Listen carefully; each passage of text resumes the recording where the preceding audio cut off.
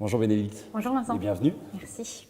Cette semaine au programme un sujet d'actualité tout nouveau, le burn-out. On a beaucoup parlé de burn-out ces dernières années et maintenant en fait les gens n'ont plus trop de travail mais trop peu de travail. Est-ce que c'est pas une question de stéréotypage? Je crois que ça y contribue effectivement parce que le stéréotypage, c'est quoi? C'est enfermer des gens dans des métiers. Donc, je fais du marketing, je ferai du marketing toute ma vie. Et finalement, ça contribue effectivement à être un petit peu lassé de ce qu'on fait, alors qu'on aimerait pouvoir mettre ses compétences au service d'autre chose. Et puis, c'est aussi vecteur quand même d'un assèchement intellectuel, que ce soit pour l'entreprise ou pour l'individu. Prendre un somnifère, un deuxième, un troisième, m'endormir, attendre le lendemain matin, partir au travail, pleurer, enfin voilà. C'était un cycle. En fait, je n'existais plus en tant qu'être humain.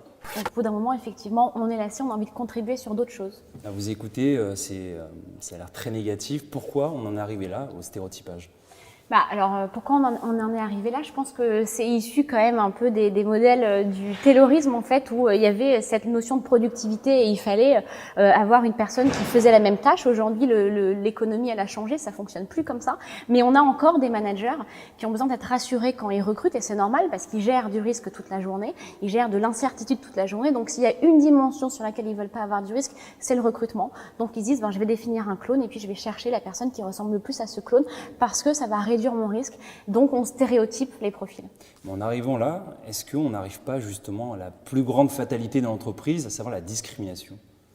Oui, le stéréotypage du profil, évidemment, c'est la première forme de discrimination en fait, parce que quand on va recruter ou faire évoluer quelqu'un et qu'on dit qu'il faut qu'il ait telle formation, telle école, telle année d'expérience, finalement c'est la première discrimination. On parle aussi évidemment de discrimination sur le genre, sur le milieu social, mais il y a d'abord celle-ci qui est d'enfermer les gens dans ces postes-là et de les empêcher en fait d'évoluer, alors qu'il faudrait développer la transversalité dans les carrières, alors qu'il faudrait développer justement la diversité dans les profils, au-delà du genre, des gens qui viennent d'un autre métier, de la R&D pour aller vers du marketing, des gens qui viennent d'écoles différentes et pas seulement des écoles les plus prestigieuses par exemple. Vous parlez de R&D, est-ce que le plus grand problème aujourd'hui, c'est pas l'innovation? Est-ce que arriver à une nouvelle forme de stéréotypage, on n'empêche pas les entreprises d'innover et donc de devenir compétitifs et c'est un cercle vicieux?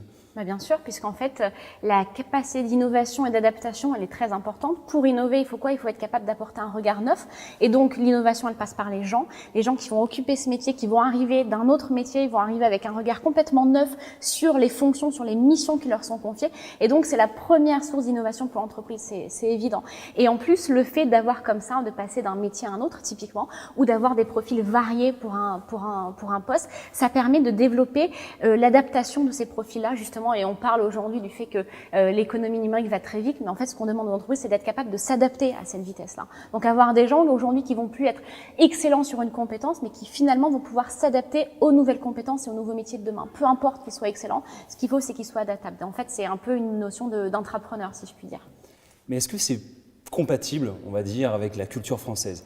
Quand on prend par exemple la Silicon Valley, je crois savoir que les entrepreneurs, ou même pas les entrepreneurs, rien que les développeurs restent 6-8 mois dans certaines entreprises. En France, on est parfois sur un acquis, on va rester toute sa vie en fait dans la même entreprise. Est-ce que tout simplement les salariés sont ouverts ou sont aptes à le faire en France? Mais je crois qu'ils le demandent aujourd'hui. On se rend compte que les salariés, ils veulent plus construire, entre guillemets, leur carrière, mais la consommer. Ils ont envie de pouvoir évoluer librement, passer d'une entité à une autre, parfois d'une entreprise à une autre, d'un pays à un autre, d'un métier à un autre. Donc je crois qu'ils sont demandeurs. Évidemment, la flexibilité n'est pas la même que sur le marché américain, ça n'a rien à voir parce que notre marché du travail n'est pas le même. Mais néanmoins, on sent que le salarié aujourd'hui, il prend le pouvoir dans l'entreprise. Il y a d'ailleurs des gens qui sont freelance, des gens qui sont indépendants, des gens qui entreprennent. Et même les salariés dans les grandes entreprises veulent prendre le pouvoir, ils veulent se sentir libres d'évoluer. Donc je pense que ça commence à arriver et il faut justement avoir conscience de ça et que l'entreprise et la fonction RH accompagnent ça au lieu de le bloquer. Vous dites avoir conscience de ça, mais qui doit prendre conscience? Parce que les salariés visiblement en ont conscience, c'est les managers du coup qui pêchent? Alors, c'est les managers qui aujourd'hui sont un peu réfractaires évidemment, puisque comme je le disais, ils sont frileux, donc ils vont dire d'abord si j'ai un talent, j'ai envie de le garder, pas forcément de le faire évoluer, de le faire passer à un autre métier et du coup à un autre manager, exactement. Et puis en plus, ils ont besoin d'être rassurés. Donc je pense que ce rôle-là, c'est la fonction RH dans les grandes entreprises qui doit l'incarner, qui doit prouver que c'est pas parce qu'on va recruter justement des gens différents, qu'on va justement lutter contre cette discrimination, qu'on va prendre plus de risques. En fait, on peut prendre ces risques-là, mais de façon mesurée. Donc rassurer les managers là-dessus et effectivement je pense que c'est la fonction RH qui doit jouer ce double rôle vis-à-vis des salariés qui ont cette attente-là et vis-à-vis des managers qui sont quasiment prêts à le faire mais qu'il faut rassurer encore. Est-ce que c'est une question de taille d'entreprise?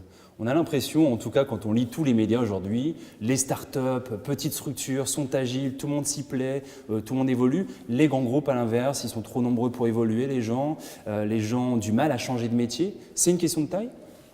Je suis pas convaincue que ce soit une question de taille. Évidemment, c'est plus facile quand on est une petite entreprise, mais moi j'ai rencontré des startups qui avaient encore cette logique-là de dire finalement quand j'ai un poste, je définis une école et je ne veux recruter que dans des grandes écoles par exemple. Et à côté de ça, des grands groupes qui sont beaucoup plus ouverts.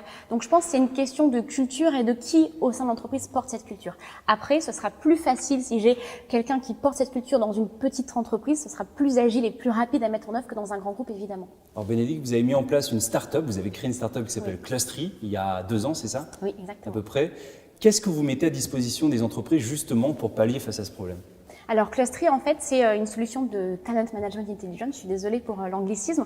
En fait, ce qu'on fait, c'est qu'on transforme des millions de données de parcours de professionnels dans le monde entier en décisions RH qui vont être basées sur un discours de preuve. Donc justement, on apporte la preuve grâce à la donnée qu'on peut favoriser la transversalité, qu'on peut sortir des stéréotypes quand on recrute ou quand on fait évoluer ses salariés, qu'on peut sortir des idées reçues. Et justement, cette donnée-là, cette réalité externe incontestable, elle va permettre d'aller convaincre ces managers et d'aider la fonction RH à incarner cette promesse. Donc si je comprends bien, grâce à vous, la machine, donc à savoir l'algorithme, ne va pas tuer de l'emploi, il va en créer même.